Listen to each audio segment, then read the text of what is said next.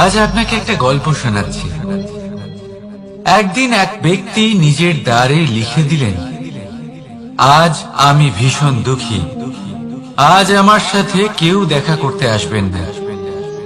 কিছুক্ষণ পরে তার এক বন্ধু এলো, সে সেই লেখা পড়ল, তাও গিয়ে তার সাথে দেখা করল। সে বলল, আমি লেখাপড়া জানি না, কিন্তু আমার বন্ধুর মনের এই বেদনা, এটা আমাকে সবসময় ডাক দেয়। এরাই হলো আসল বন্ধু। কোনো কারণে আপনি যদি দুঃখ পান, কোনো সমস্যার সমাধান না বের করতে পারেন, এই সংসার থেকে আলাদা হয়ে যেতে চান, তাও এই বন্ধু আপনার সাথেই থাকবে। সমস্যার সমাধান না দিতে পারলেও আপনার সম্বল হয়ে অবশ্যই থাকবে। হয়তো আপনার দুঃখ কম করতে পারবে না, কিন্তু আশার আলো অবশ্যই দেখাবে। যখন আপনি সংসারের থেকে আলাদা হয়ে যান, তখনও আপনার সাথে যুক্ত থাকে আপনার এই বন্ধু, আসল বন্ধু। এবারে আমরা মানুষেরা বড়ই বিচিত্র।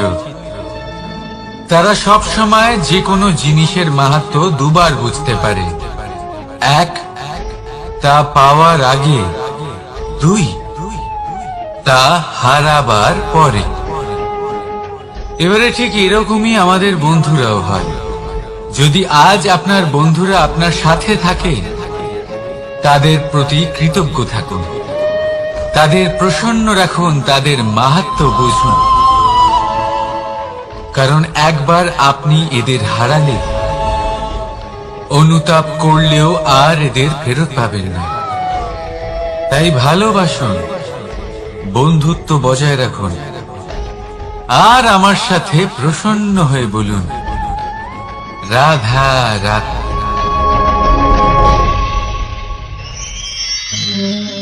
আমাদের মধ্যে বহু মানুষ মাঝে মাঝে নিজেকে অকর্মণ্য মনে করি। ভেবে নিই যে এত চেষ্টা করার পরেও কিছুই পেলাম না, আর হয়তো পরেও কিছুই পাব না। আর সেই জন্য নিজের জীবনের সমস্ত বোঝা অন্য কারোর কাঁধে চাপিয়ে দিই, নিজের উপরে বিশ্বাস হারিয়ে ফেলি। কেন বুঝতে পারেন না এই কথাটা? যে যতক্ষণ না পায়ে কোনো কাঁটা ফুটবে, ব্যক্তি কি করে বুঝতে পারবে যে এরপর থেকে নিচে তাকিয়ে চলতে হবে? সূর্যকে নিজে জ্বলতে হয় যাতে বাকিদের প্রকাশ দিতে পারে সে। রাতের অন্ধকারের সাথে লড়াই করার জন্য চন্দ্রিমাকে আকাশে একা উজ্জ্বল হতে হয়। নদী নিজের যাত্রা কি করে করে, নিজের পথ কি করে নির্মাণ করে? সে পাথরের সাথে লড়াই করে তা বানায়। যদি স্বয়ং আপনি নিজের সাহায্য করতে অক্ষম হন, তাহলে নিশ্চিতভাবে আপনার এই জীবন ব্যর্থ হয়ে যাবে। তাই মনে রাখবেন, এই সংসারে নিজের জীবনের ভার নিজের কাঁধেই বহন করতে হয়। অন্যের কাঁধের উপর শুধুমাত্র পরলোক যাত্রা হয়। সেই জন্য এই সংসারে জীবিত সেই যে আত্মনির্ভর।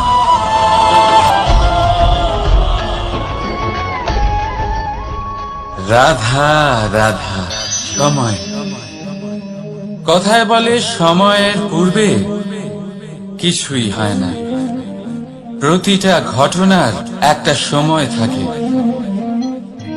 সময়ের আগে না সূর্যোদয় হয় আর না সূর্যাস্ত হয়। সময়ের পূর্বে গাছে না ফুল ফোটে না ফল ধরে।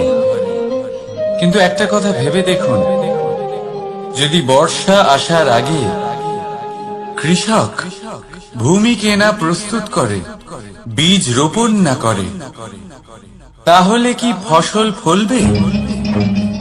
যদি কোনো যোদ্ধা যুদ্ধের পূর্বে নিজের অস্ত্রের ধার না দেয়, তাহলে সে যুদ্ধ কি করে লড়বে? এর মানে এটাই হলো যে সময় আপনার যখন আসার তখন অবশ্যই আসবে, কিন্তু ততক্ষণ এটাও গুরুত্বপূর্ণ যে আপনি নিজেকে তার জন্য তৈরি রাখুন। কারণ এই সুযোগ, এই কথাটা শুনতে যত ছোট, এটা আসেও ততটা কম সময়ের জন্য, তারপর চলেও যায়। এবার যদি সুযোগ আপনার হাতে আসে আর আপনি তার জন্য তৈরি না থাকেন, তাহলে আপনি সাফল্য কি করে পাবেন? তাই আপনি সঠিক সময়ের জন্য অপেক্ষা করুন, সেই সুযোগের জন্য অপেক্ষা করুন, কিন্তু ততক্ষণ নিজের চেষ্টার দ্বারা নিজেকে আরো সক্ষম করে তুলুন। কারণ সাফল্য আপনার জন্য অপেক্ষা করছে, শুধু আপনি তার জন্য তৈরি থাকুন। রাধা রাধা। কথা মানুষের পাওয়া সবচেয়ে অদ্ভুত উপহার। এই কথাই মানুষকে এই সংসারের সমস্ত প্রাণীর থেকে ভিন্ন করে তোলে, সংসারের সবচেয়ে উপরে নিয়ে যায়। এই কথার কারণেই আমরা একে অপরের সাথে ভাব আদান প্রদান করি। আমি আমার মনের ভাবনা অন্য কাউকে ব্যক্ত করতে পারি, অন্য কেউ তাদের ভাবনা আমাকে ব্যক্ত করতে পারে। এই কথাই আমাদের সবচেয়ে বড় ঢাল।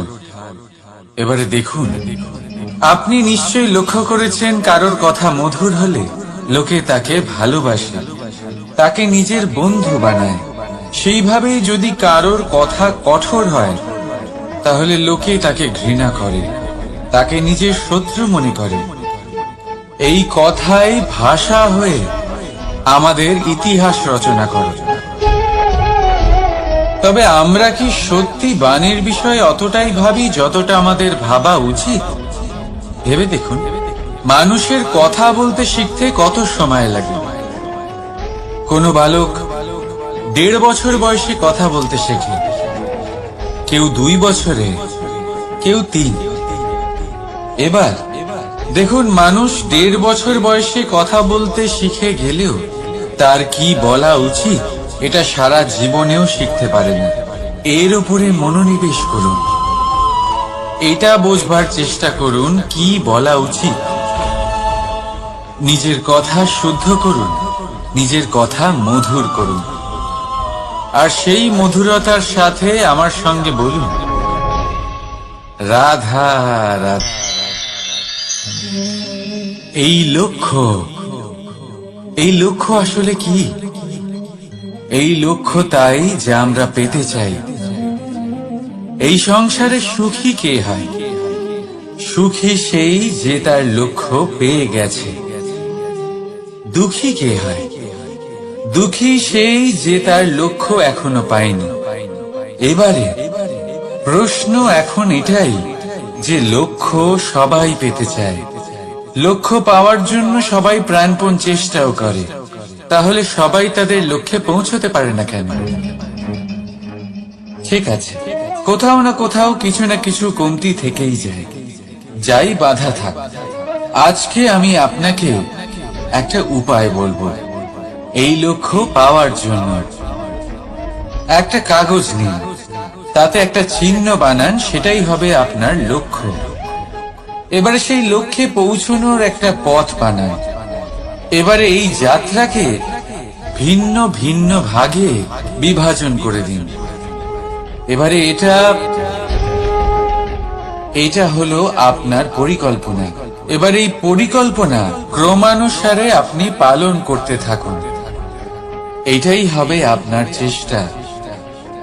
এবার এইভাবে যদি আপনি চেষ্টা করতে থাকেন, যাই আপনার কল্পনা হোক না কেন তা বাস্তব অবশ্যই হবে। তাহলে এই কল্পনাকে বাস্তবে রূপান্তরিত করুন। এইভাবেই নিজের পরিকল্পনা পালন করতে থাকুন। আপনার যাই কল্পনা থাকুক বা যাই লক্ষ্য থাকুক, তা বাস্তবে পরিণত হয়ে আপনার হাতে অবশ্যই আসবে। রাধা রাধা। বাবার এক মিত্র ছিলেন, বড়ই দুঃখী ছিলেন, বিপদে পড়েছিলেন। কি করবেন? ব্যবসা ভালোভাবে চলছিল না, বাড়িতে শান্তি ছিল না, সমস্ত জায়গায় ক্ষতি হচ্ছিল। তাই উনি একজন জ্যোতিষীকে দেখালেন। জ্যোতিষী বললেন, আপনার যে বাড়ি আছে সেটা আপনার জন্য অশুভ, আপনার এই বাড়ি পাল্টে ফেলুন। উনি বাড়ি পাল্টে ফেললেন, তবুও ওনার সমস্যার সমাধান হলো না। তারপর একজন জ্ঞানী ব্যক্তি ওনাকে বললেন যে আপনার জামা কাপড়ের যে রং সেটা বিপদকে আমন্ত্রণ জানাচ্ছে, এই জামা কাপড়গুলিকে পাল্টে ফেলুন। উনি সেগুলো পাল্টে ফেললেন, তাও সমস্যার সমাধান হলো না। আবার একজন জ্ঞানী ব্যক্তি বললেন যে আপনার আশেপাশে যে মানুষজন রয়েছে তারা এটা চায় না যে আপনি সফল হন, তারা আপনার ক্ষতি চায়, তাদের সাথে সমস্ত সম্পর্ক ভেঙে ফেলুন। তো উনি সম্পর্ক ভেঙে ফেললেন, কিন্তু তাতেও ওনার জীবনে কোনো পরিবর্তন এলো না। তার মানে তিনি বাড়ি পাল্টালেন, জামা কাপড় পাল্টালেন, সম্পর্ক পাল্টালেন, যেটা পাল্টালেন না তা হলো স্বভাব। এই যে স্বভাব, এটা অত্যন্ত গুরুত্বপূর্ণ। এই স্বভাবই আপনার ব্যক্তিত্ব তৈরি করে। তাই নিজের স্বভাব শুধরে ফেলুন, তাতে ভালো পরিবর্তন আনুন, সবকিছু ভালোই হবে। রাধা রাধা। ক্রোধ। লোকে বলে যে এই ক্রোধ পাপেরই মূল, কিন্তু সত্যি কি এই ক্রোধ পাপের মূল? একটু ভেবে দেখুন, এই ক্রোধ বাস্তবে আসলে কি? এই ক্রোধ একটা অনুভূতি যা আপনার মধ্যে হঠাৎই অসীমিত তেজ সঞ্চালন করে। এবারে আমি আপনাকে কিছু উদাহরণ দিচ্ছি যাতে আপনি বুঝতে পারেন যে ক্রোধ আপনার জন্য ভালো কি না।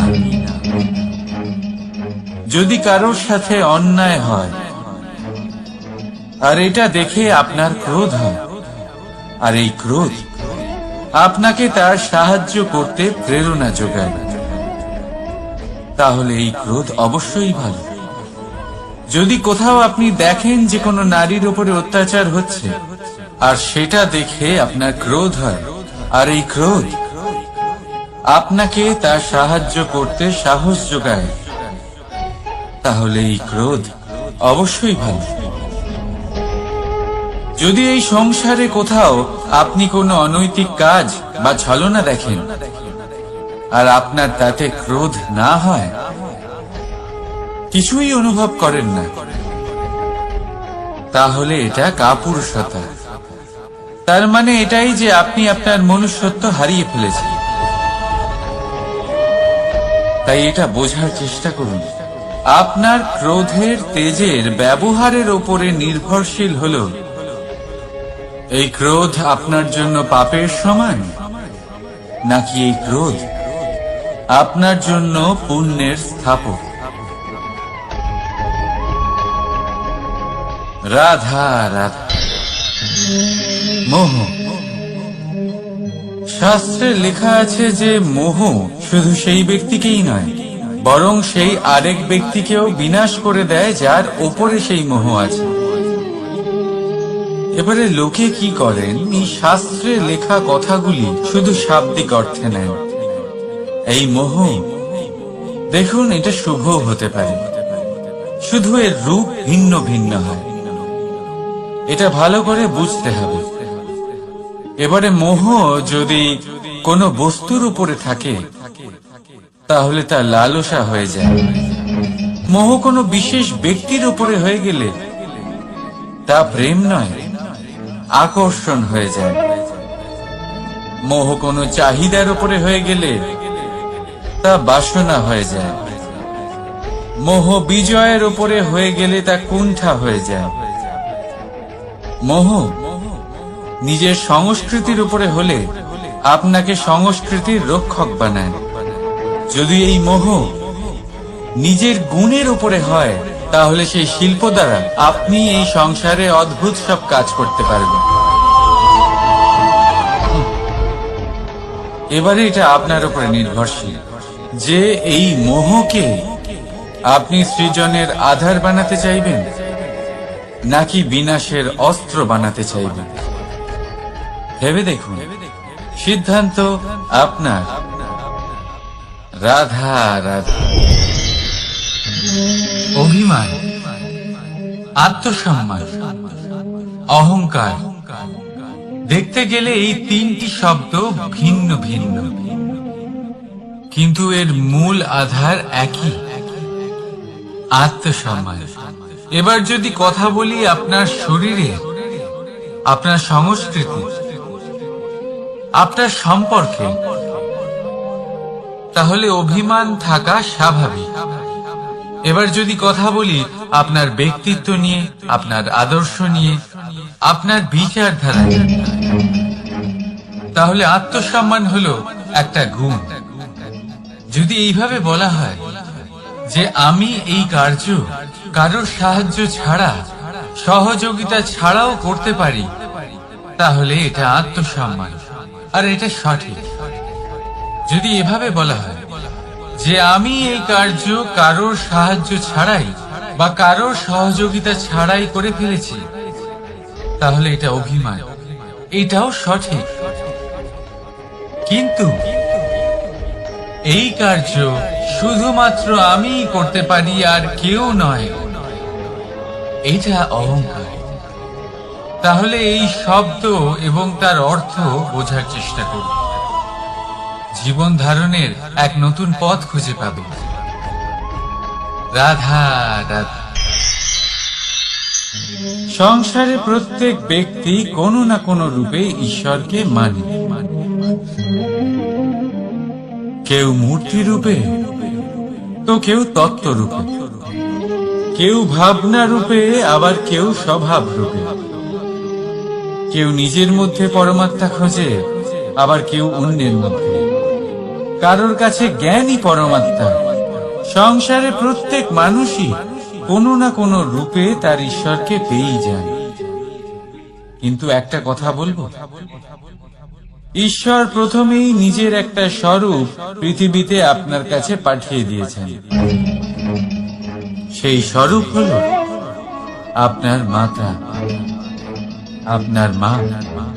সেই মা যিনি আপনাকে জন্ম দিয়েছেন, আপনাকে বাঁচতে শিখিয়েছেন, আপনাকে সংস্কার দিয়েছেন।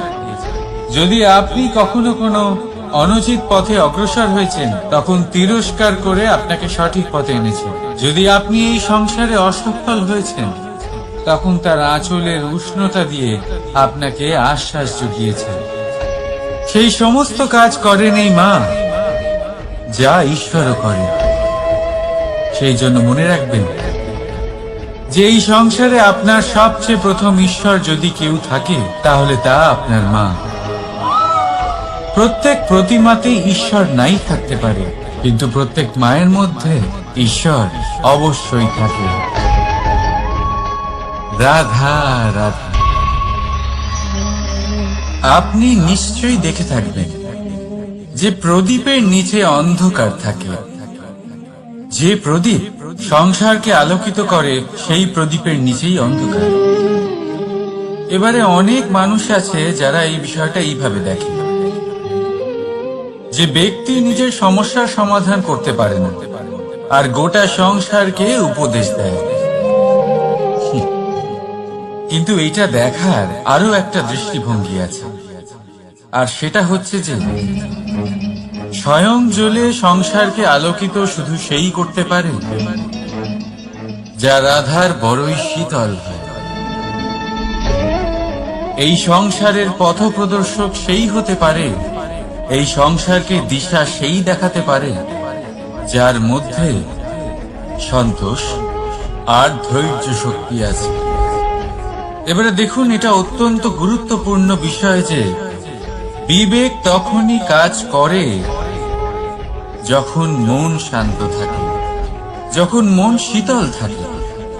তাই যদি আপনি এই জীবনে কোনো বড় কর্ম করতে চান, তাহলে সর্বপ্রথম আপনার এই মনকে, এই বিবেককে, এই হৃদয়কে, এই আধারকে, এই ভূমিকে শীতল রাখতে শিখুন। ধৈর্য ধরুন। সংসারে এমন কিছু নেই যা আপনি করতে পারবেন না।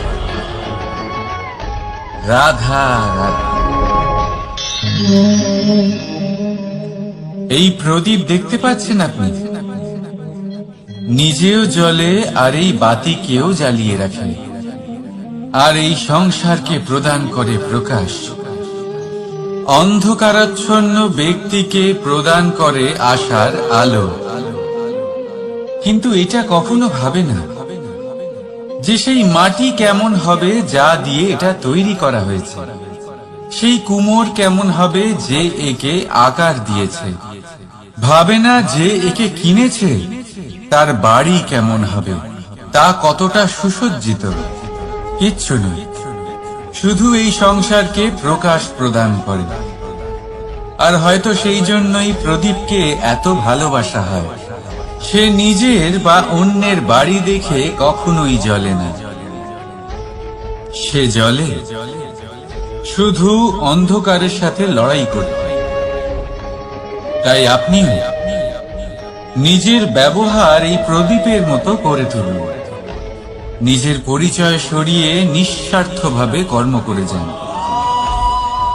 আর নিজের জন্য এক নতুন, এক বিশাল, এক অদ্ভুত পরিচয় তৈরি করুন। রাধা রাধা।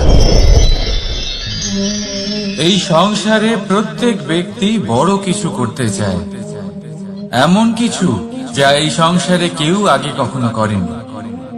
এমন জায়গায় পৌঁছতে চায় যেখানে এর আগে কেউ কখনো পৌঁছতে পারেনি। আর কেউ এতে সফলতা অর্জন করে। কিন্তু কিছু মানুষ অসফল হয় কেন? এটাই আমার প্রশ্ন। না তো তাদের ইচ্ছেতে কোনো কমতি থাকে, না কমতি থাকে তাদের চেষ্টায়। তাহলে কেন এরা পিছিয়ে পড়ে? এর উত্তর বড়ই সরল। এই সংসার আপনাদের বলি কিভাবে। আপনারা সকলে সংসারে মহান কাজ করতে চান, সেই মান, সেই সম্মান পেতে চান যা এর আগে কেউ কখনো পায়নি। কিন্তু আপনার সমস্যা এটাও যে এই কাজে সংসার আপনার সাথে থাকছে না। বড়ই অদ্ভুত ব্যাপার। দেখুন, ভুলে যান গোটা সংসারকে, জীবনে একা একা এগিয়ে চলুন। গঙ্গোত্রী থেকে যখন একটি জলের ফোঁটা বেরোয় তখন সেটা শুধু এক বিন্দু জল। তারপরে যখন সে তার যাত্রা শুরু করে অন্য জলের ফোঁটার সাথে মিশে, তখন সে স্রোতে পরিণত হয়, গঙ্গাতে পরিণত হয়। যদি আপনি জীবনে এগোতে চান তাহলে একলা এগোতে শিখুন, নির্ভীক হয়ে, সাহসের সাথে, ধনাত্মক চিন্তা নিয়ে জীবনে এগিয়ে চলুন, একা এগিয়ে চলুন। আর দেখবেন সেই মান, সেই সম্মান আপনার জন্যই অপেক্ষা করে আছে। রাধা রাধা। কর্ম। মানুষ সর্বদা কর্ম করতে থাকে, আর এই কর্মের জন্যই সে মান, সম্মান, ধন, প্রতিষ্ঠা লাভ করে। এবার মানুষ সবসময় চেষ্টা করে যাতে সে ভালো কর্ম করে যায়। তাহলে আপনাকে বলি, শুধু ভালো কর্ম করাই আবশ্যক নয়, তার থেকে বেশি জরুরি হলো এই খারাপ কর্মকে বোঝা আর তার থেকে দূরে থাকা। কারণ যখনই আপনি কোনো সঠিক কাজ করেন বা ভালো কাজ করেন, কেউ তা মনে রাখে না। কিন্তু এই সংসারে বিষয়টা হলো এরকম, আপনি একটা খারাপ কর্ম করুন আর সেটা সবার মনে থাকে। এই খারাপ কর্ম কাজলের এক কৌটোর মতো হয়, আপনি যতই চেষ্টা করুন বাঁচিয়ে ব্যবহার করার, কিন্তু এই কালিমা কোথাও না কোথাও অবশ্যই লেগে থাকে। সেই জন্য জীবনে ভালো কর্ম অবশ্যই করুন, কিন্তু তার থেকেও বেশি জরুরি হলো এই খারাপ কর্মের থেকে দূরত্ব বজায় রাখা। আর এটা অবশ্যই করবেন। রাধা রাধা। সংসারে সমস্ত জায়গায় এই ব্যবসা চলতে থাকে। কিছু পাওয়ার জন্য কিছু দিতে হয়, লাভের জন্য কিছু বিনিয়োগ করতে হয়। যদি কারোর অনুভূতি জানতে হয়, তাহলে নিজের অনুভূতিকে ব্যয় করতেই হবে। এবার দেখুন না, কারোর আসল চেহারা যদি জানতে হয়, তাকে স্বাধীনতা দিয়ে দেখুন। যদি কারোর মনের শুদ্ধতা জানতে হয়, তাহলে তাকে ঋণ দিন। যদি কারোর গুণ জানতে হয়, তাহলে তার সাথে একসঙ্গে বসে ভোজন করুন। যদি কারোর ধৈর্যের পরীক্ষা নিতে হয়, তাহলে তাকে তার প্রিয় কাজ করতে বারণ করে দেখুন। যদি কারোর ভালো দিক জানতে হয়, তাহলে তার থেকে পরামর্শ নিয়ে দেখুন। এক অনুভূতির বদলে অন্য এক অনুভূতি বিনিময় করতে হয়। কিন্তু এই সংসারে একটাই এমন অনুভূতি আছে, যেটা দেখার জন্য, যেটা পাওয়ার জন্য আপনাকেও ঠিক সেই অনুভূতিটাই দিতে হবে। আর সেটা হলো প্রেম।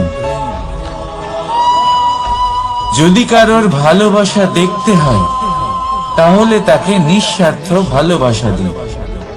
যদি কারোর থেকে ভালোবাসা পেতে চান, তাহলে তাকে নিঃস্বার্থ পরিশুদ্ধ ভালোবাসা দিন। রাধা রাধা।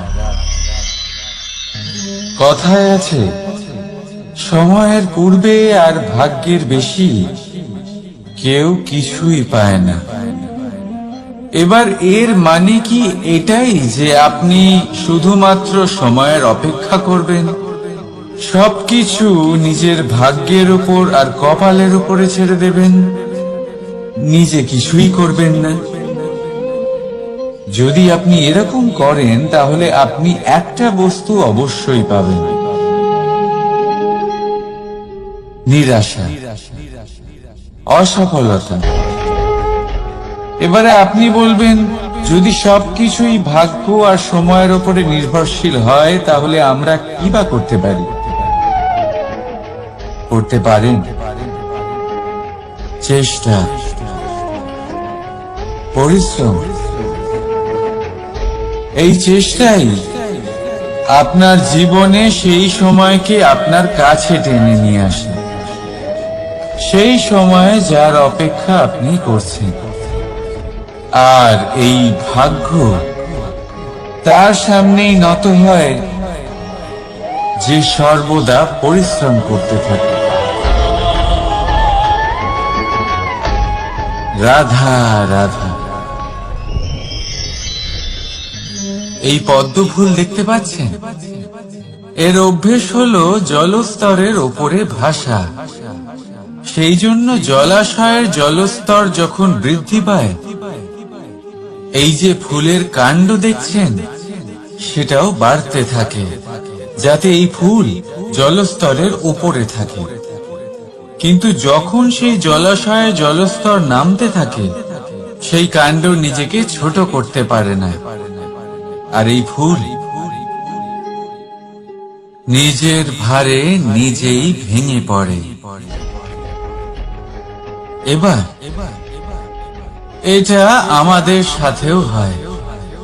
সময়ের সাথে আমরা জীবনে যত সাফল্য পাই, আমাদের জীবনের স্তর বাড়তে থাকে। আর যখন আমাদের সংস্থান কমতে থাকে, আমরা সেই জীবন স্তর ছাড়তে পারি না, আর শেষ পর্যন্ত সেই জীবন স্তরের কারণেই ভারাক্রান্ত হয়ে শেষ হয়ে যায়। সেই জন্য যদি কিছু রাখতে হয় তাহলে তা হলো দৃষ্টিভঙ্গি। সাধারণভাবে জীবন যাপন করতে শিখুন, সময়ের চক্রও আপনাকে মাত দিতে পারবে না। রাধা রাধা।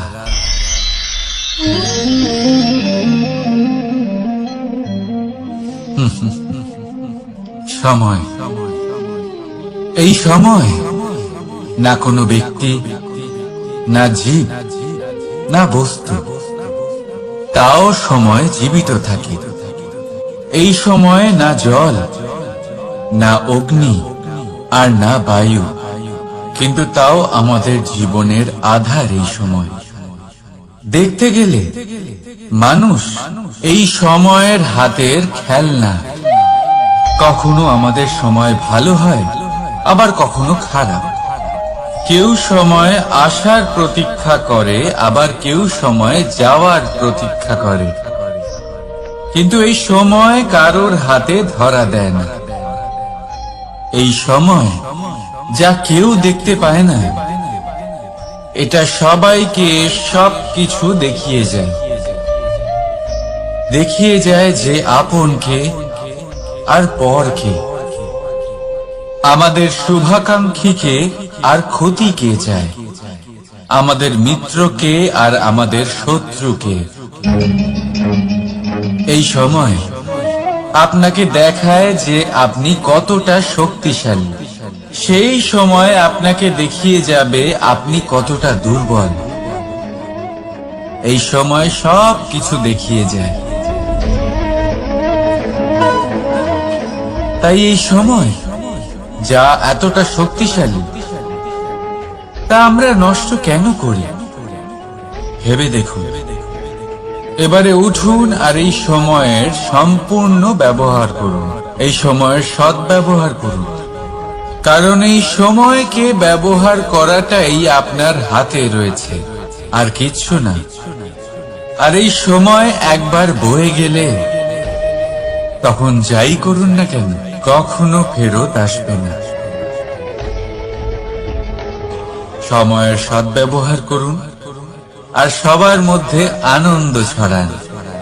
আর আসুন আমার সাথে ভালোবেসে বলুন, রাধা রাধা।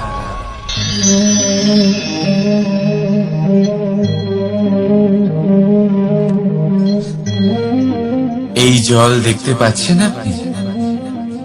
এটা ঘোলা জল, এতে ময়লা মিশে আছে। কিন্তু যদি আপনি এটা কিছুক্ষণ এমনি ফেলে রাখেন, তাহলে দেখবেন এই ময়লা আপনা থেকেই নিচে থিতিয়ে পড়বে। কিন্তু এই পাত্রটা নাড়াতে থাকলে এমনটা হবে না। শান্ত ছেড়ে দেবেন, তবেই এই ময়লা নিজেই নিচে চলে যাবে। ঠিক সেইভাবেই যখন আমাদের জীবনে কোনো সমস্যা আসে, কোনো অশান্তির সৃষ্টি হয়, তখন উত্তেজিত হয়ে পড়লে, নিজের সংযম হারিয়ে ফেললে আমরা এর সমাধান পাব না। শান্ত থাকলে তখনই সমস্যার সমাধান পাব। তাই মনে রাখবেন, ধৈর্য আর সংযম দ্বারা শান্ত মনে বিচার করলে যত বড়ই সমস্যা হোক না কেন, তার সমাধান আপনি অবশ্যই পাবেন।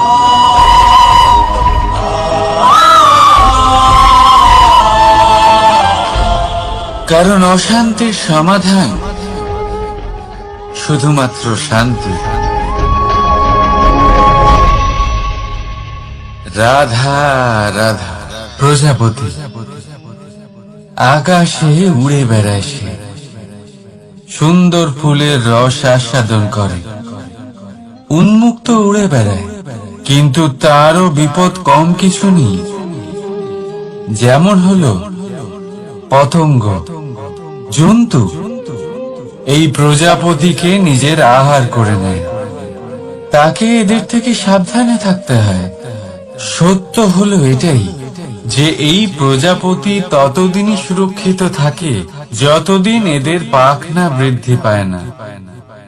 যখন এরা এদের খোলসের মধ্যে থাকে, যখন না কারো দৃষ্টি এদের উপর পড়ে, আর না কোনো শত্রু এদের আঘাত করতে পারে। কিন্তু তখন তারা বন্ধ থাকে, অবিচল নিশ্চল থাকে। এই সুন্দর সংসার দেখার জন্য, এই সুন্দর আকাশ পাওয়ার জন্য তাকে তার সুরক্ষা ক্ষেত্র থেকে বাইরে বেরিয়ে আসতেই হয়। আর এটাই জীবনের নিয়ম। মানুষের সাথেও ঠিক এরকমই হয়। যদি মানুষ বিশ্রাম আর সুরক্ষা এদের বন্ধন থেকে না বেরোয়, তাহলে সে জীবিত অবশ্যই থাকবে, কিন্তু জীবন ধারণ করতে পারবে না। কারণ যদি জীবনে বড় কিছু করতে হয়, বড় কোনো কিছু পেতে হয়, সাফল্যের শিখর অবধি পৌঁছতে হয়, তাহলে সর্বপ্রথম আপনাকে নিজের সুরক্ষা ক্ষেত্র থেকে বেরিয়ে আসতেই হবে। এই আরামকে ত্যাগ করতেই হবে। তবেই আপনি সফল হতে পারবেন। তবেই আপনি এই প্রজাপতির মতো আকাশে উড়ে বেড়াতে পারবেন।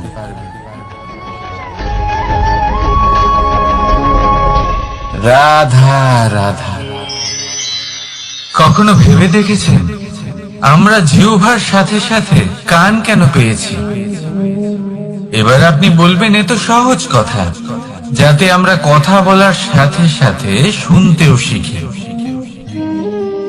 এবারের আরো একটা গুরুত্ব আছে। আগে আমাকে বলুন, নিজের প্রশংসা শুনতে কার না ভালো লাগে? সবারই ভালো লাগে। এটাই হলো মূল কথা। যদি এই কান দিয়ে আপনি নিজের প্রশংসা শুনতে চান, তাহলে সর্বপ্রথম এই জিহ্বা দিয়ে অন্যের প্রশংসা করতে শিখুন। এবার প্রশংসার বিষয়ে একটা অত্যন্ত গুরুত্বপূর্ণ কথা আপনাদের বলি। কখনো যদি কারোর প্রশংসা আপনি করেন, তাহলে সবার আগে সেই ব্যক্তির উৎসাহ বেড়ে যায়। আর তারপর নিজে যদি ভেবে দেখেন, তাহলে নিজের মনেও সন্তুষ্টি আর প্রশান্তি চলে আসে। আর একবার যদি এই মন প্রশান্তিতে ভরে যায়, তারপরে কেউ প্রশংসা করুক বা না করুক, কিচ্ছু যায় আসে না। সেই জন্য সবসময় অন্যের সম্মান করবেন, স্নেহ করবেন, প্রশংসা করবেন, সুখ ভাগ করে নেবেন। যার মধ্যে যেটা ভালো আছে তা বলুন, তাকে মনে করেন তিনিও ভালো, তার উৎসাহ বাড়িয়ে তুলুন। তিনি জীবনে সামনে এগোবেন, আর এই ব্রহ্মাণ্ড আপনাকে কখনো পিছিয়ে থাকতে দেবে না। রাধা রাধা। সত্য এবং অসত্য দুটোর মধ্যে পার্থক্য কি আছে? পার্থক্য হলো অ অক্ষরটার। এবার অ দিয়ে হতে পারে আরম্ভ, অ দিয়ে হতে পারে অন্ত। সত্য হলো সেটা যেখানে সমস্ত পথের আরম্ভ হয়। অসত্য সেটা যেখানে সমস্ত পথের শেষ হয়। এবার এরা চলতে হয়তো পারে না, কিন্তু তাও ছাপ রেখেই যায়। সত্য সেই ছাপ রেখে যায় যা একটা উজ্জ্বল উৎকৃষ্ট উদাহরণ হতে পারে, আর অসত্য সেই উদাহরণ তৈরি করে যা একটা কলঙ্কিত ইতিহাস তৈরি করে। এখন আপনি আগামী সময়ের জন্য কেমন ছাপ রেখে যাবেন, এই সিদ্ধান্ত পুরোপুরি আপনার। রাধা রাধা। চলুন একটা প্রশ্ন করি। কোন মানুষকে জিজ্ঞাসা করবেন যে সে মূর্খ, অলস, বিবেকহীন, অসফল, এইসব বিশেষণ দিয়ে নিজেকে পরিচিত করতে চাইবে? না। কাউকে জিজ্ঞাসা করুন, আপনি কি মূর্খ? না। আপনি কি অসফল হয়েছেন? না। আপনি কি বিবেকহীন? না। এবার বলুন, আপনি জীবনে মূর্খ ও বিবেকহীন হওয়ার জন্য কোনো ভালো পরিকল্পনা বানিয়েছেন? উত্তর পাবেন না। কারণ কোনো পরিকল্পনা বানানো হয় না যাতে আপনি মূর্খ বা অসফল হন। মানুষ মূর্খ বা অসফল তখন হন যখন কোনো পরিকল্পনাই থাকে না। দেখুন, একটাই ছোট জীবন, তাকে স্থির করুন যাতে অনেক বেশি সংখ্যক মানুষকে আপনি জুড়ে রাখতে পারেন, অনেক বেশি শান্তি পেতে পারেন, অধিকতর সাফল্য লাভ করতে পারেন, বেশিরভাগ মানুষের পথপ্রদর্শক হয়ে তাদের মঙ্গল করতে পারেন। অসফল হয়ে বাড়িতে বসে থাকার চেয়ে ভালো হলো যে আপনি একটা পরিকল্পনা করে অসফল হন, কারণ তখন আপনার কাছে আরো একটা বিকল্প থাকবে, একটা নতুন পরিকল্পনা বানানো, তাকে সার্থক করা। কারণ এমন কোন পরিকল্পনা তো অবশ্যই থাকবে যা আপনাকে আপনার লক্ষ্যে পৌঁছে দেবে, তাই তো? রাধা রাধা।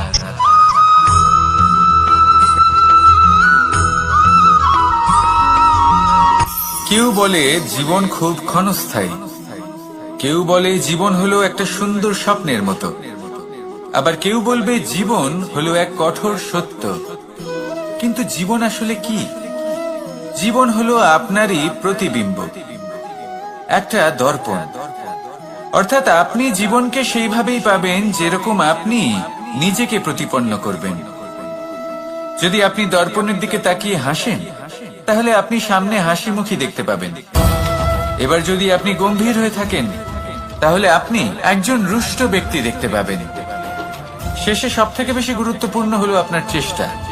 আপনাকে সবসময় চেষ্টা করতে হবে যাতে আপনি নিজেকে প্রসন্ন এবং ইতিবাচক মনোভাবে রাখেন।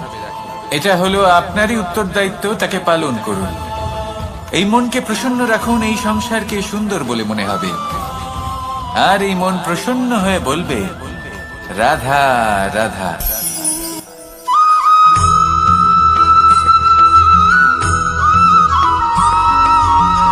আপনি কখনো কোনো বাজকে নিজের বাসা বানাতে দেখেছেন? এই বাজ যখনই কোনো বাসা বানায় তখন উঁচু গাছের ডালে বা কোনো পর্বতের শিখরে বাসা বানায়, অনেক উচ্চতায়। আর সেখানে তার সন্তানও জন্মগ্রহণ করে। যখন এই সন্তানেরা জন্মায়, তখন এই বাজ খুবই ভালোবেসে এবং খুব সাবধানে এদের পালন পোষণ করে। নিজের ঠোঁট দিয়ে তাদের ঠোঁটে খাবার পরিবেশন করে। কিন্তু যেই সেই সন্তানেরা হৃষ্টপুষ্ট হয়ে যায় এবং সেই কথা বাজ নিজে বুঝতে পেরে যায়, সেই বাজ নিজেই সেই বাসা ছিন্ন ভিন্ন করে দেয়। সেই সন্তান যাদের সবেমাত্র ডানা গজিয়েছে, কিভাবে উঠতে হয় তারা জানে না, সেই সন্তানগুলিকে উচ্চতা থেকে ঠেলে দেয়। সেই সন্তান প্রথমে ভয়ভীত হয়ে যায়। তারা সামনে মৃত্যুকে দেখতে পেয়ে ভয়ের কারণে তাদের ডানা ঝাপটাতে থাকে। আর সেই প্রক্রিয়াতেই সেই সন্তানগুলি উড়তে শুরু করে দেয়। এবার এই ঘটনায় আমরা কি শিক্ষা পেতে পারি? এটাই, যদি আপনি মাতা পিতা হন তাহলে নিজের সন্তানকে অবশ্যই স্নেহ করুন, কিন্তু তাদেরকে নিজের আঁচলের তলায় বেঁধে রাখবেন না। যদি আপনি চান আপনার সন্তান জীবনে উন্নতি করুক, তাহলে নিজের মুঠো থেকে তাদের স্বতন্ত্র করে দিন। এই সংসারে সংঘর্ষ করতে দিন। সেই সন্তান নিজেই বুঝতে পারবে যে জন্মের সময় পাওয়া ডানা কি করে ব্যবহার করতে হয়। আর আপনার চোখের সামনে আপনার সন্তান এই আকাশে উড়তে থাকবে। তাহলে আসুন আমার সাথে ভালোবেসে বলুন, রাধা রাধা।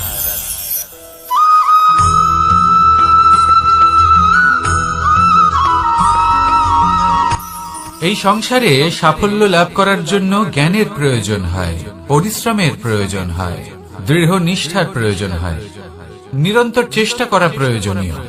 কিন্তু আরো কিছু আছে যা অত্যন্ত প্রয়োজনীয় এবং গুরুত্বপূর্ণ।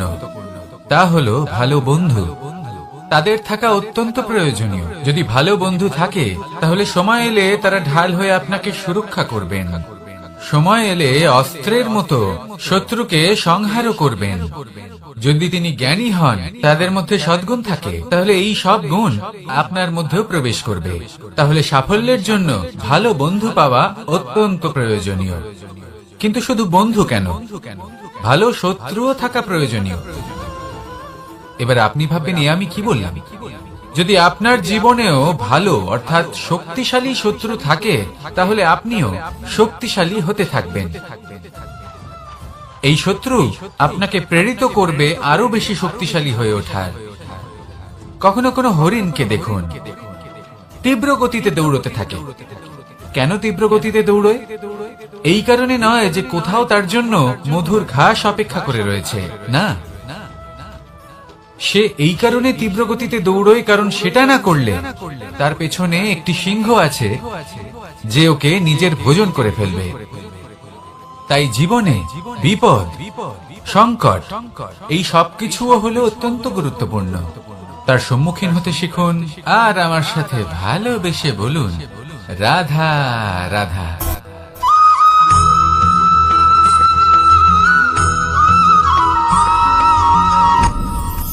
আপনি কি কখনো কোনো জলের ধারা দেখেছেন? তার সামনে যতই মাটি থাকুক না কেন, যতই কাদা থাকুক না কেন, যখন এই জলের ধারা বইতে আরম্ভ করে দেয়, তাহলে নিজের মনের, নিজের ভাবনার, নিজের জীবনের যত অনাবশ্যক তত্ত্ব আছে, অনুপযোগী অংশ রয়েছে, অর্থাৎ অপরিষ্কার অংশ রয়েছে, তা নিজে থেকেই নির্মল হয়ে উঠবে। আর যেরকম জলের ধারা কখনো থেমে থাকে না, সব সময় বয়ে চলে, সেইভাবে আপনিও কখনোই থামবেন না। সবসময় বয়ে চলুন, এগোতে থাকুন। পথে যদি অনেক বিপদ আসে, সমস্যা আসে, থামবেন না, তার উপর নিরন্তর প্রহার করুন, নিরন্তর প্রয়াস করুন আর অগ্রসর হন। আপনি ভেবে দেখুন, এই জলের ধারা কখনো থেমে থাকে না, সবসময় বয়ে চলে, বিপদের সম্মুখীন হয়ে তাকে সাথে বয়ে নিয়ে চলে। সেই জন্য জলের ধারা, প্রবাহমান এই ধারা, এর থেকে কখনো দুর্গন্ধ আসে না, এতে কখনো ময়লা জমতে পারে না, বরং পালিত হয় সুন্দর প্রাণবন্ত জীবজন্তু, যেমন সুন্দর ছোট মাছ। তাই আপনিও এটাই করুন, কখনো থামবেন না, শুধু চলতে থাকুন, জলের ধারার মতো বইতে থাকুন। আপনি আপনার লক্ষ্য অবশ্যই খুঁজে পাবেন, আর তার সাথে নিজের অন্তরের যে মালিন্য রয়েছে তা আপনি নিজেই নিজের থেকে দূরে করে দেবেন। তাহলে আসুন আর আমার সাথে ভালোবেসে বলুন, রাধা রাধা।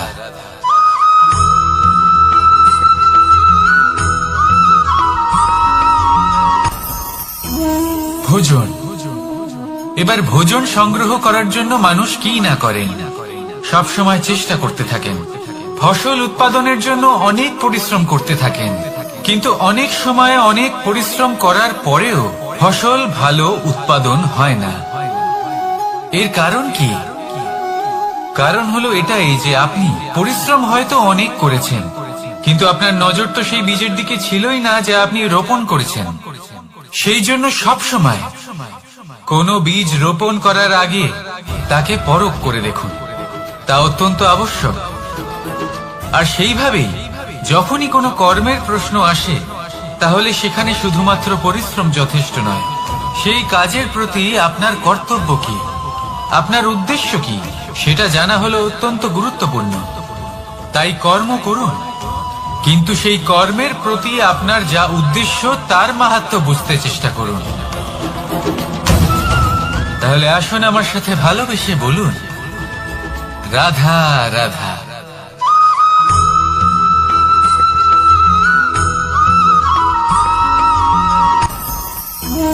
ভোজন। এবার ভোজন সংগ্রহ করার জন্য মানুষ কি না করেন, সব সময় চেষ্টা করতে থাকেন। ফসল উৎপাদনের জন্য অনেক পরিশ্রম করতে থাকেন, কিন্তু অনেক সময় অনেক পরিশ্রম করার পরেও ফসল ভালো উৎপাদন হয় না। এর কারণ কি?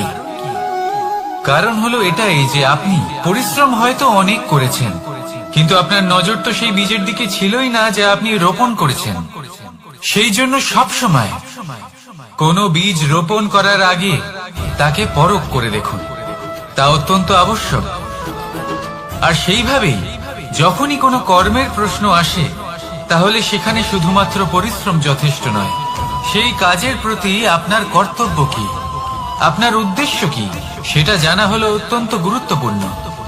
তাই কর্ম করুন, কিন্তু সেই কর্মের প্রতি আপনার যা উদ্দেশ্য তার মাহাত্ম্য বুঝতে চেষ্টা করুন। তাহলে আসুন আমার সাথে ভালোবেসে বলুন, রাধা রাধা।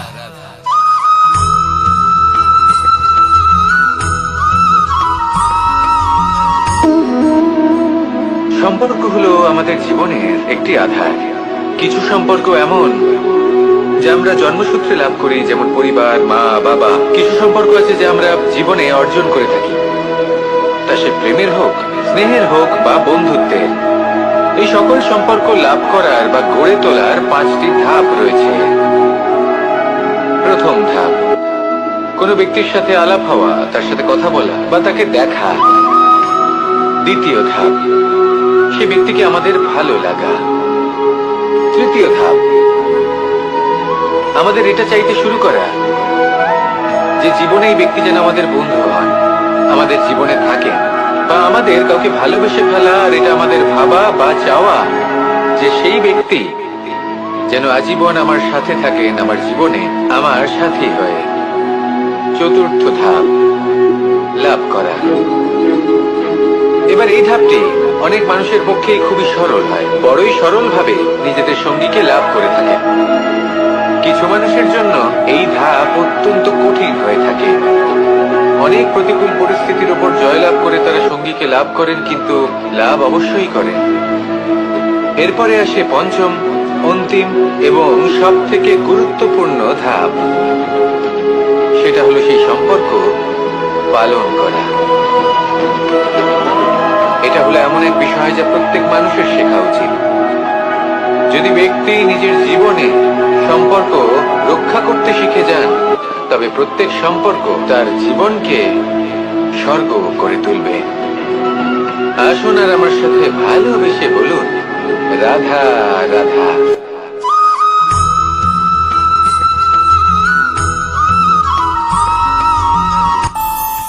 আমাদের মনে যখন কোনো প্রশ্ন ওঠে, কোনো দ্বন্দ্ব জাগে, তখন আমরা যাই আমাদের গুরুর কাছে, আমাদের আরাধ্যের কাছে গিয়ে জিজ্ঞেস করি। এইভাবেই একদিন আমি পৌঁছলাম আমার আরাধ্যের কাছে, আমার মহাদেবের কাছে, আর ওনাকে প্রশ্ন করলাম যে মহাদেব, জীবনে আনন্দ পাওয়ার, উৎসব পালনের, প্রেম ভাগ করে নেবার, জীবনকে উপভোগ করে নেওয়ার সর্বশ্রেষ্ঠ সময় কোনটা? মহাদেব হাসলেন আর উনি বললেন, জীবনে উৎসব পালনের সব থেকে শ্রেষ্ঠ দিন হলো মৃত্যুর ঠিক আগের দিনটা। প্রেম ভাগ করে নেওয়ার সব থেকে শ্রেষ্ঠ মুহূর্ত হলো মৃত্যুর ঠিক আগের মুহূর্ত। জীবনকে উপভোগ করে নেওয়ার সর্বশ্রেষ্ঠ প্রহর হলো মৃত্যুর 1 প্রহর পূর্বে। তখন আমি চমকে গেলাম। আমি বললাম, কিন্তু মহাদেব, মৃত্যু তো অনিশ্চিত, আমরা জানিও না কবে আমাদের মৃত্যু হবে। মহাদেব আবার হাসলেন। উনি বললেন যে যদি আমরা এভাবে জীবন কাটাই যে আমরা জীবনের প্রত্যেক দিন, প্রত্যেক মুহূর্ত, প্রত্যেক প্রহর শেষ বলে মনে করি, তাহলে আমাদের সমস্ত জীবন আনন্দের সাথেই অতিবাহিত হবে। কি বলেন?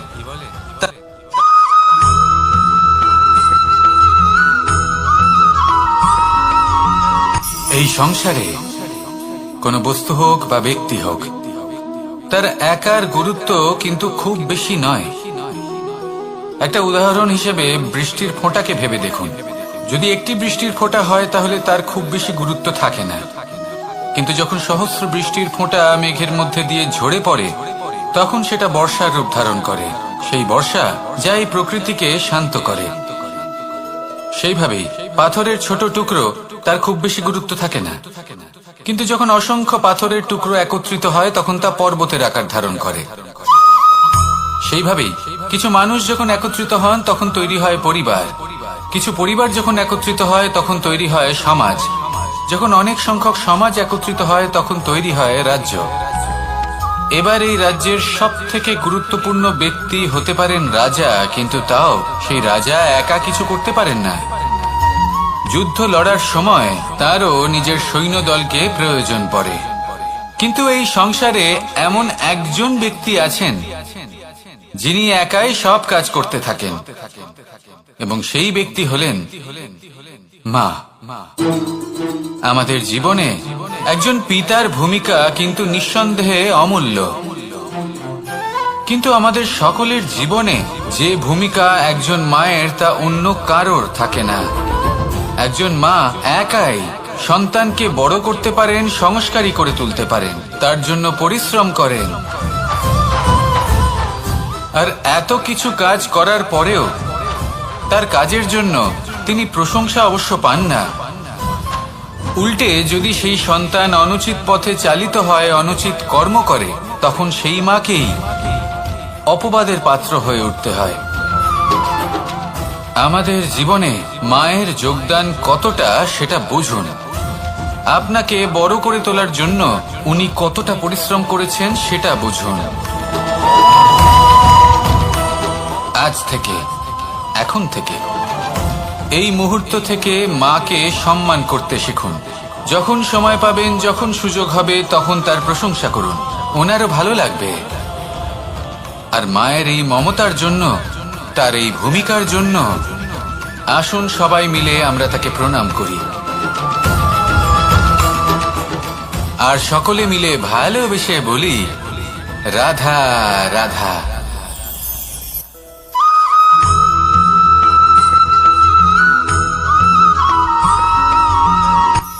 এই সংসারে সাফল্য লাভ করার জন্য জ্ঞানের প্রয়োজন হয়, পরিশ্রমের প্রয়োজন হয়, দৃঢ় নিষ্ঠার প্রয়োজন হয়, নিরন্তর চেষ্টা করা প্রয়োজনীয়।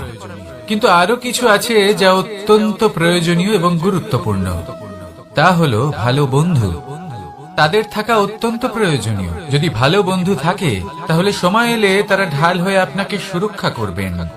সময় এলে অস্ত্রের মতো শত্রুকে সংহারও করবেন।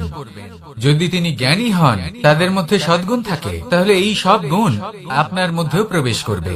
তাহলে সাফল্যের জন্য ভালো বন্ধু পাওয়া অত্যন্ত প্রয়োজনীয়। কিন্তু শুধু বন্ধু কেন, ভালো শত্রুও থাকা প্রয়োজনীয়। এবার আপনি ভাববেন, আমি কি বললাম? যদি আপনার জীবনেও ভালো অর্থাৎ শক্তিশালী শত্রু থাকে, তাহলে আপনিও শক্তিশালী হতে থাকবেন। এই শত্রু আপনাকে প্রেরিত করবে আরো বেশি শক্তিশালী হয়ে ওঠার। কখনো কোনো হরিণকে দেখুন, তীব্র গতিতে দৌড়তে থাকে। কেন তীব্র গতিতে দৌড়য়? এই কারণে নয় যে কোথাও তার জন্য মধুর ঘাস অপেক্ষা করে রয়েছে, না। সে এই কারণে তীব্র গতিতে দৌড়য় কারণ সেটা না করলে তার পেছনে একটি সিংহ আছে যে ওকে নিজের ভোজন করে ফেলবে।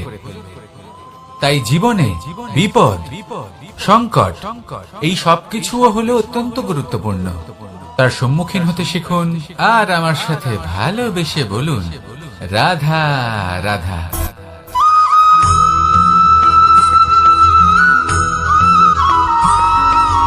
কথায় আছে, প্রত্যেক পুত্র তার পিতার প্রতিচ্ছবি হয়, আর সমস্ত প্রতিচ্ছবি চায় যেন সে তার অস্তিত্ব প্রাপ্ত করতে পারে। পুত্র চায় সে যেন তার পিতার মতো হয়, বা কখনো কখনো তার থেকেও শ্রেষ্ঠ হয়। সেটা কোনো অনুচিত ব্যাপার নয়। অনুচিত তখন হয় যখন পুত্র নিজের পিতার মতো হবার স্বপ্ন পূরণ করতে গিয়ে বা তার থেকেও শ্রেষ্ঠ হওয়ার স্বপ্ন পূরণে অনুচিত পথের আশ্রয় নেয়। কারণ তারপরে সে তার পিতার গুণগুলি আত্মসাৎ করতে চায় না। সে শুধুই এটা চায় যে সংসারের চোখে যেন আমি শ্রেষ্ঠ প্রমাণিত হই। এটা অনুচিত। সংসারে এমন অনেক মানুষ আছেন যারা এই কারণে শ্রেষ্ঠ হওয়ার চেষ্টা করেন যাতে তার পরিবারের, তার পিতার সম্মান বৃদ্ধি পায়। এমনও মানুষ থাকেন, আর এটাই হলো পার্থক্য উদ্দেশ্যের। মনে রাখবেন, যদি আপনার উদ্দেশ্য শুভ হয় তাহলে পথও শুভ হবে। যদি আপনার উদ্দেশ্য অশুভ হয় তাহলে পথও অশুভ হবে। তাহলে নিজের পিতার মতো হবার চেষ্টা অবশ্যই করুন, তার থেকেও শ্রেষ্ঠ হওয়ার চেষ্টা অবশ্যই করুন, কিন্তু মনে রাখবেন আপনার সংকল্প আর আপনার উদ্দেশ্য এই দুই শুভ হওয়া উচিত। তাহলে আসুন আর আমার সাথে ভালোবেসে বলুন, রাধা রাধা।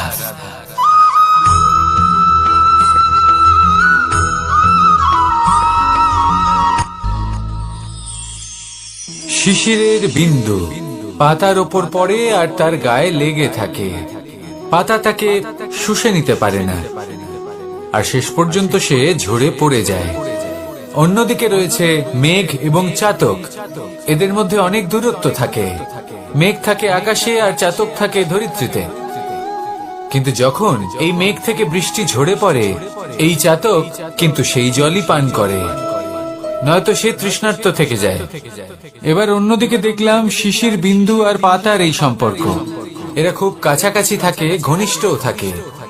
অন্যদিকে রয়েছে মেঘ এবং চাতকের সম্পর্ক, যাদের মধ্যে অনেক দূরত্ব থাকা সত্ত্বেও তারা খুব ঘনিষ্ঠ, তাই না? এই সারমর্ম খুব সরল। এই নৈকট্য, এই দূরত্ব, তা আপনার সম্পর্কে প্রভাব কিছুতেই ফেলতে পারে না। এই নৈকট্য, এই দূরত্ব, এইসব হলো শুধুমাত্র মনের ব্যাপার।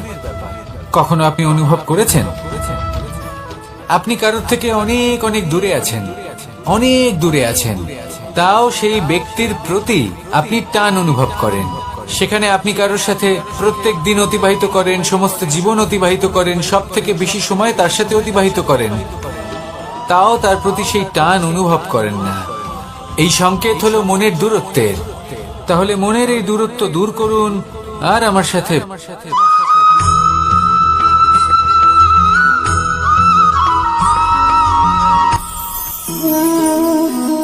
শক্তি এক অত্যন্ত বিচিত্র বস্তু, বা বলতে পারেন অনুভূতি।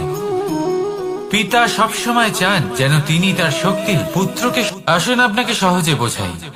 যদি আপনি সুপাত্র হন আর আপনাকে শক্তি দেওয়া হয়, তাহলে আপনি সেই শক্তির গুরুত্ব বুঝবেন, কোথায় সেই শক্তি প্রয়োগ করা উচিত সেটা বুঝবেন।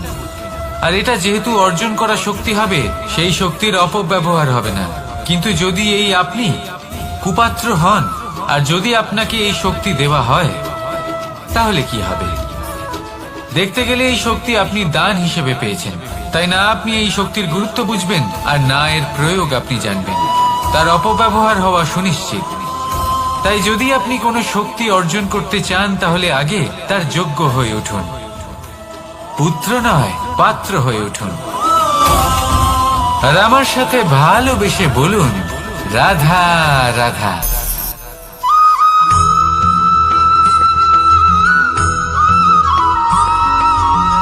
ভালো, শুধু ওনাদের কঠোর ব্যবহার দেখলে আমরা একটু ভয় পেয়ে যাই। এবার ওনাদের এই কঠোর ব্যবহার আমাদের ভালো না লাগলেও অত্যন্ত আবশ্যক, কারণ মাতার থেকে আমরা যে শক্তি লাভ করি তা যেন নিয়ন্ত্রণ হারিয়ে বিধ্বংসী না হয়ে ওঠে। আমরা যেন কোনো কুপথে না চলে যাই, আমরা কখনো যেন দোষ না করে ফেলি। শুধু সেই জন্য পিতা এবং গুরু একটু কঠোর হয়ে ওঠেন, এবং ওনাদের এই কঠোর আচরণ ভবিষ্যতে গিয়ে আমরা অবশ্যই বুঝতে পারি। জীবনে কিছু বছর আমরা এগিয়ে যাই আর তারপর আমরা বুঝতে পারি যে বাবা এবং গুরু আমাদের যথেষ্ট ভালোবাসতেন, কিন্তু ওনাদের ভালোবাসার বহিঃপ্রকাশ আলাদা। প্রয়োজনীয় হলো এটা দেখার, এটা বোঝার যে শুরু থেকে আমাদের প্রতি ওনাদের আচরণ কেমন ছিল। ওনাদের কঠোর হওয়ার পেছনে ওনাদের ভালোবাসাটা বোঝার চেষ্টা করুন, ওনাদের চিন্তাটা বোঝার চেষ্টা করুন, ওনাদের পথপ্রদর্শনের আড়ালে আপনার ভবিষ্যতের জন্য যে পরিকল্পনা ওনারা করেছেন সেটা বোঝার চেষ্টা করুন। তখন আপনারা বুঝতে পারবেন ওনাদের ভালোবাসাকে। আপনার মনের মধ্যে আপনা থেকেই ওনাদের প্রতি সম্মান জেগে উঠবে। নিজের পিতা এবং নিজের গুরু এই দুজনের প্রতি কৃতজ্ঞতা প্রকাশ করুন আর আমার সাথে ভালোবেসে বলুন, রাধা রাধা।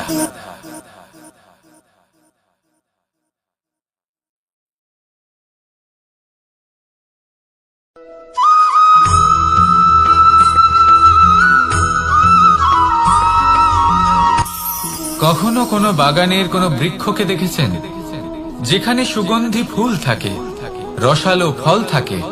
তখন মন প্রফুল্ল হয়ে ওঠে, মন থেকে সেই বৃক্ষের প্রতি ভালোবাসা জন্মায়। কিন্তু যিনি বাগানের মালিক, শুধুমাত্র তিনিই জানেন যে কিভাবে এই বৃক্ষকে আগলে রাখতে হয়, কিভাবে তার পরিচর্যা করলে এতে সুন্দর সুগন্ধি ফুল হবে, রসালো ফল হবে। কখনো কখনো প্রয়োজনের থেকে বেশি রোদ পেলে এই বৃক্ষগুলি শুকিয়ে যায়, প্রয়োজনের থেকে কম রোদ পেলেও এই বৃক্ষ কিন্তু শুকিয়ে যায়। প্রয়োজনের থেকে কম জল যদি পায়, এই বৃক্ষ শুকিয়ে যেতে পারে। প্রয়োজনের থেকে অতিরিক্ত জল যদি পায়, তখনও এই বৃক্ষের শিকড়গুলি নষ্ট হয়ে যেতে পারে। এবার এটাই কিন্তু আমাদের সংসারের সাথেও হয়। আমাদের সংসারের সকল প্রতিভাশালী ব্যক্তি, যেমন লেখক, বিচারক, প্রবক্তা, যোদ্ধা, এদের সবার ক্ষেত্রে এই কথাটাই প্রযোজ্য। যদি বেশি প্রশংসা করা হয়, তাহলেও এরা হারিয়ে যাবেন। প্রয়োজনের থেকে বেশি যদি নিন্দা করা হয়, তখনও তারা নত হয়ে পড়বেন।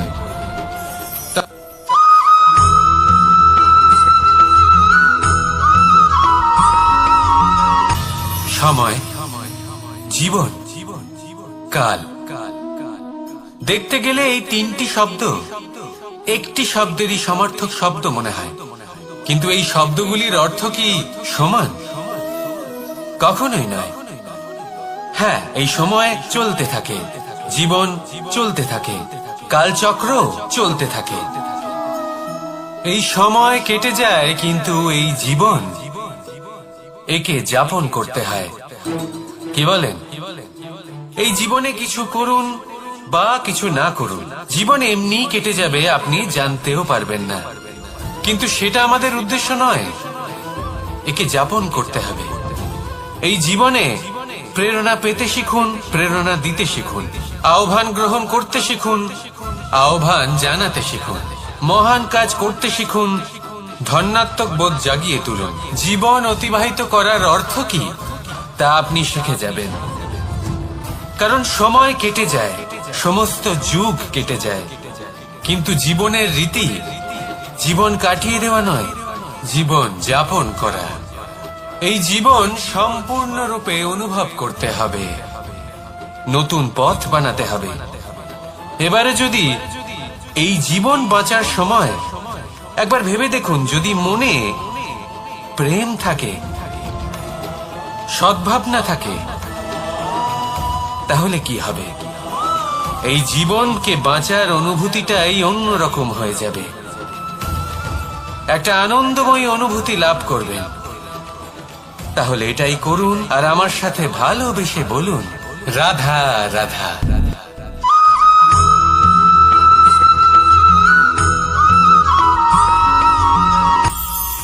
এটা হলো ধান গাছ। এর থেকে যে চাল উৎপন্ন হয় তা মানুষ গ্রহণ করেন।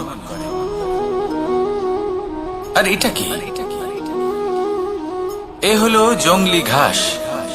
একবার ভেবে দেখুন, যদি এই জংলি ঘাস ধান গাছের আশেপাশে থাকে, তাহলে কি হবে? ধান উৎপন্ন হতে পারবে? তা উৎকৃষ্ট হতে পারবে? আমরা কি তা গ্রহণ করতে পারবো? কখনোই নয়। এই জংলি ঘাস ধানকে নষ্ট করে দেবে, কিন্তু নিজে জীবিত থাকবে। এটাই হলো আজকের শিক্ষা। এই সংসারে যদি আপনি নীতির পথে চলতে চান, উচিত কর্ম করতে চান, সংসারকে সেবা করতে চান, তাহলে জংলি ঘাসের মতো ব্যক্তিদের থেকে সবসময় দূরে থাকতে হবে। সেই ব্যক্তি যারা দুর্নীতি এবং মিথ্যা দ্বারা পরিপূর্ণ, যাদের ব্যবহার অশুভ, যাদের অনেক অশুভ গুণ রয়েছে, তারা সঠিক নয়। সেই সকল ব্যক্তি যাদের চরিত্র অত্যন্ত দুষ্ট হয়, তারা হয় শুভ চরিত্রের ব্যক্তিকে একদম নষ্ট করে দেয়, নয় নিজের মতো বানিয়ে তোলে। তাই যদি আপনি নীতির পথে চলতে চান, এই সংসারের জন্য শুভ কর্ম করতে চান, তাহলে সেই সঙ্গ লাভ করুন যে সঙ্গ জ্ঞানে পরিপূর্ণ, যাদের মধ্যে অনেক গুণ আছে, যাদের থেকে প্রতিদিন কিছু শিখতে পারবেন। এমন ব্যক্তির সাথে জীবন অতিবাহিত করুন, দুরাচারীদের থেকে দূরে থাকুন। তবেই এই মন প্রসন্ন হয়ে বলবে, রাধা রাধা।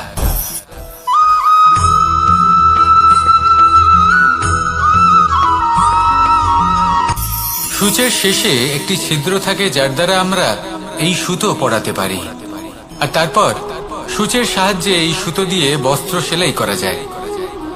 কিন্তু যদি সুতোটা সোজা করে ধরা না হয় তাহলে সূচে কখনো এই সুতো পরানোই সম্ভব নয়। যদি এতে কোনো গিঁট পড়ে তখন তা কখনোই এই ছিদ্র দ্বারা প্রবেশ করা সম্ভব নয়। ঠিক এইভাবেই যদি আপনি কারোর জীবনে প্রবেশ করতে চান, কারোর অন্তরে প্রবেশ করতে চান, তাহলে আপনাকেও সহজ থাকতে হবে। এতে কোনো গিঁট থাকলে চলবে না, অর্থাৎ মনে যাতে কোনো মালিন্য না থাকে, যেন কোনো কুচিন্তা না থাকে। যদি এসব থাকে তাহলে আপনি কখনো কারোর জীবনে প্রবেশ করতে পারবেন না। আর যদি কোনোভাবে আপনি প্রবেশ করেও যান তাহলে তার মনে ঘর করতে পারবেন না। নিজেকে এই সুতোর মতন করে তুলুন, সহজ। মনে যেন কোনো কুচিন্তা না থাকে, সবার প্রতি যেন সদ্ভাবনা থাকে, শুভ চিন্তা থাকে।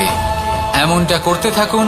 এমন একটা দিন আসবে যেদিন এই সমস্ত সংসারের ব্যক্তির মনে আপনি বাস করবেন, আর তখন এই মন প্রসন্ন হয়ে বলবে, রাধা রাধা।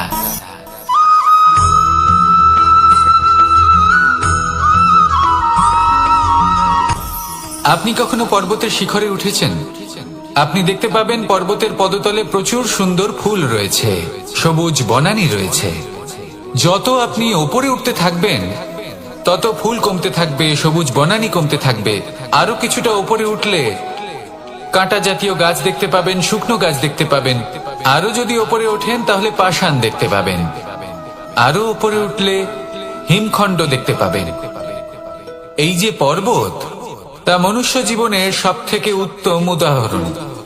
মানুষ যখন সাফল্যের শিখরে পৌঁছতে চান, মহানুভবতার শিখরে পৌঁছতে চান, পথে যত আস্তে আস্তে উপরে উঠতে থাকেন ততই ভৌতিক বস্তু তার থেকে বিচ্ছিন্ন হতে থাকে। যদি তিনি সেই ভৌতিক বস্তুগুলি ত্যাগ না করতে পারেন তাহলে কখনোই সেই স্থানে পৌঁছতে পারবেন না। আর মানুষ যদি উচিত ত্যাগ করতে পারেন, পথে অগ্রসর হতে থাকেন, এগোতে থাকেন, তাহলে একদিন না একদিন তিনি মহানুভবতার, জ্ঞানের, সাফল্যের হিমের স্বাদ অবশ্যই লাভ করবেন। মনে রাখবেন, মানব জীবনের ত্যাগ হলো অত্যন্ত গুরুত্বপূর্ণ অংশ। আসুন আমার সাথে ভালোবেসে বলুন, রাধা রাধা।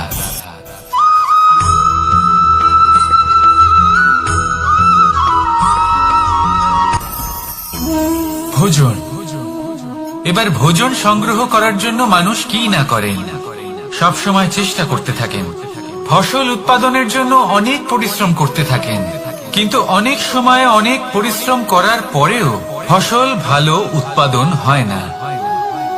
এর কারণ কি? কারণ হলো এটাই যে আপনি পরিশ্রম হয়তো অনেক করেছেন, কিন্তু আপনার নজর তো সেই বীজের দিকে ছিলই না যা আপনি রোপণ করেছেন।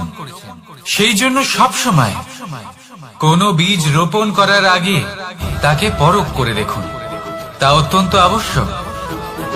আর সেইভাবেই যখনই কোনো কর্মের প্রশ্ন আসে তাহলে সেখানে শুধুমাত্র পরিশ্রম যথেষ্ট নয়। সেই কাজের প্রতি আপনার কর্তব্য কি, আপনার উদ্দেশ্য কি, সেটা জানা হলো অত্যন্ত গুরুত্বপূর্ণ। তাই কর্ম করুন, কিন্তু সেই কর্মের প্রতি আপনার যা উদ্দেশ্য তার মাহাত্ম্য বুঝতে চেষ্টা করুন। তাহলে আসুন আমার সাথে ভালোবেসে বলুন, রাধা রাধা।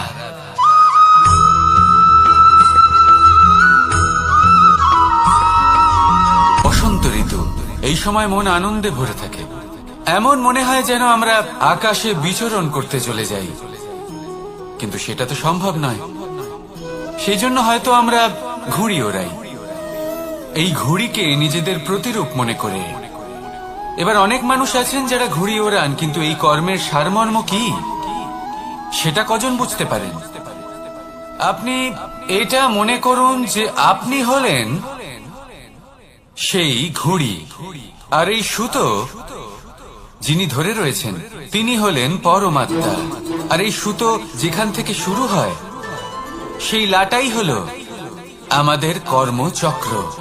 এবার আপনি নিজেই অনুমান করুন যে এই উড়ান কার ওপর নির্ভরশীল, পরমাত্মার ওপর আর আপনার কর্মের ওপর। যদি পরমাত্মা আপনার হাত ধরে থাকেন, আপনার সাথে থাকেন, যদি আপনি শুভ কর্ম করতে থাকেন, আপনি এই আকাশে উড়তে থাকবেন। কিন্তু কোথাও কোথাও যদি পরমাত্মার সাথে এই বন্ধন ছিন্ন হয়, আপনার কর্মচক্র খারাপ হয়ে যায় বা থেমে যায়, তাহলে আপনার এই ঘুড়ি কেটে যাবে আর দূরে কোনো গাছের ডালে গিয়ে আটকে যাবে। তাই শুধুমাত্র ঘুড়ি ওড়াবেন না, তার থেকে শিখুন, পরমাত্মার সাহচর্যে থাকুন, সবসময় শুভ কর্ম করতে থাকুন আর সবসময় এই আকাশে উড়তে থাকুন। আসুন আর আমার সাথে ভালোবেসে বলুন, রাধা।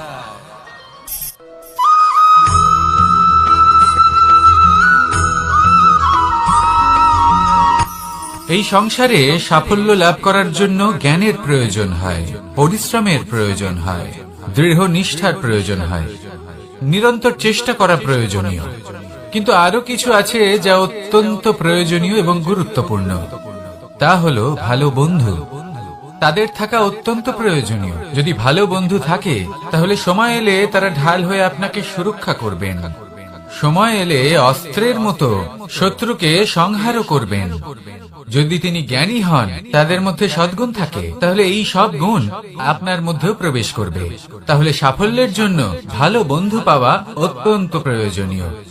কিন্তু শুধু বন্ধু কেন, ভালো শত্রুও থাকা প্রয়োজনীয়। এবার আপনি ভাববেন, আমি কি বললাম? যদি আপনার জীবনেও ভালো অর্থাৎ শক্তিশালী শত্রু থাকে, তাহলে আপনিও শক্তিশালী হতে থাকবেন। এই শত্রু আপনাকে প্রেরিত করবে আরো বেশি শক্তিশালী হয়ে ওঠার। কখনো কোনো হরিণকে দেখুন, তীব্র গতিতে দৌড়তে থাকে। কেন তীব্র গতিতে দৌড়ে? এই কারণে নয় যে কোথাও তার জন্য মধুর ঘাস অপেক্ষা করে রয়েছে, না। সে এই কারণে তীব্র গতিতে দৌড়য় কারণ সেটা না করলে তার পেছনে একটি সিংহ আছে যে ওকে নিজের ভোজন করে ফেলবে। তাই জীবনে বিপদ, সংকট, এই সবকিছুও হলো অত্যন্ত গুরুত্বপূর্ণ। তার সম্মুখীন হতে শিখুন আর আমার সাথে ভালোবেসে বলুন, রাধা রাধা।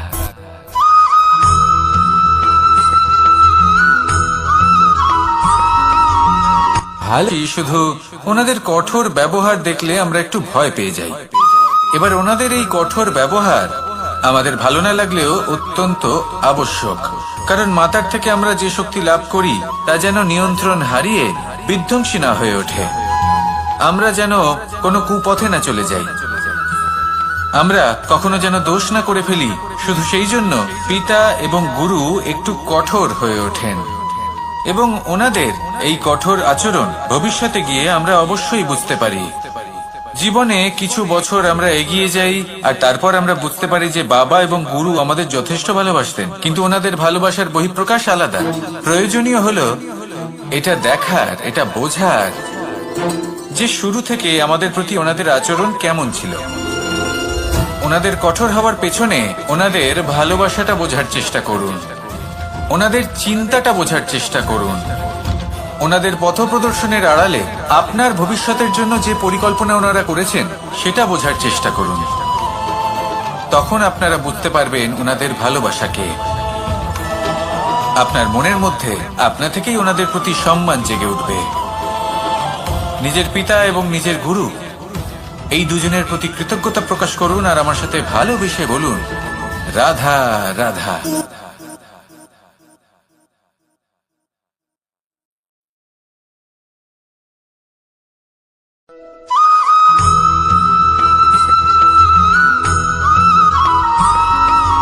কথায় আছে, প্রত্যেক পুত্র তার পিতার প্রতিচ্ছবি হয়, আর সমস্ত প্রতিচ্ছবি চায় যেন সে তার অস্তিত্ব প্রাপ্ত করতে পারে। পুত্র চায় সে যেন তার পিতার মতো হয় বা কখনো কখনো তার থেকেও শ্রেষ্ঠ হয়। সেটা কোনো অনুচিত ব্যাপার নয়। অনুচিত তখন হয় যখন পুত্র নিজের পিতার মতো হবার স্বপ্ন পূরণ করতে গিয়ে বা তার থেকেও শ্রেষ্ঠ হওয়ার স্বপ্ন পূরণে অনুচিত পথের আশ্রয় নেয়। কারণ তারপরে সে তার পিতার গুণগুলি আত্মসাৎ করতে চায় না। সে শুধুই এটা চায় যে সংসারের চোখে যেন আমি শ্রেষ্ঠ প্রমাণিত হই। এটা অনুচিত। সংসারে এমন অনেক মানুষ আছেন যারা এই কারণে শ্রেষ্ঠ হওয়ার চেষ্টা করেন যাতে তার পরিবারের, তার পিতার সম্মান বৃদ্ধি পায়। এমনও মানুষ থাকেন, আর এটাই হলো পার্থক্য উদ্দেশ্যের। মনে রাখবেন, যদি আপনার উদ্দেশ্য শুভ হয় তাহলে পথও শুভ হবে, যদি আপনার উদ্দেশ্য অশুভ হয় তাহলে পথও অশুভ হবে। তাহলে নিজের পিতার মতো হবার চেষ্টা অবশ্যই করুন, তার থেকেও শ্রেষ্ঠ হওয়ার চেষ্টা অবশ্যই করুন, কিন্তু মনে রাখবেন আপনার সংকল্প আর আপনার উদ্দেশ্য এই দুই শুভ হওয়া উচিত। তাহলে আসুন আর আমার সাথে ভালোবেসে বলুন, রাধা রাধা।